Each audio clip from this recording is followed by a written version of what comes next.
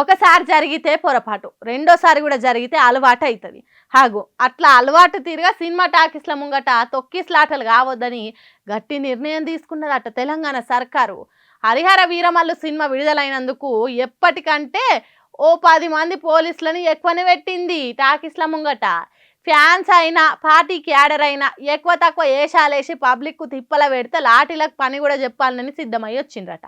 ఊకునేదేలే అన్నట్టు చేయాలని భారీ బందోబస్తు పెట్టిండ్రు. అప్పుడు పుష్ప సినిమాకి వచ్చి తొక్కిస్లాటల పానాలు పోగొట్టుకున్నది కదా రేవతి అనే ఓ అక్క.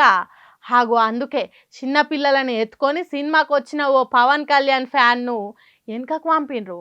చిన్నపిల్లలని ఎత్తుకొని సినిమాకు వచ్చుడేందమ్మా, మంది ఎక్కువైతే ఏం జరుగుతుందో తెలియదా అన్నట్టు బెదిరించి ఇంటికి బొమ్మని నిలగొట్టిండ్రట. హాగో ఎట్లా గులుక్కుంటా పోతుర్రో చూడుండ్రి.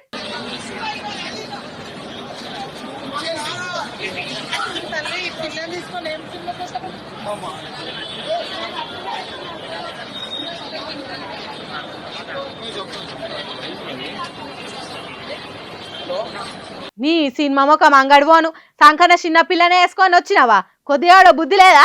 వారం 10 రోజులు అయితే టీవీలకే వస్తున్న సినిమా. అంతగానం ఫస్ట్ రోజే ఫస్ట్ షో చూడాలనుకుంటే ఇంటికాడనే చిన్న పాపని ఎవరికన్నా అప్పచెప్పి రావాలి.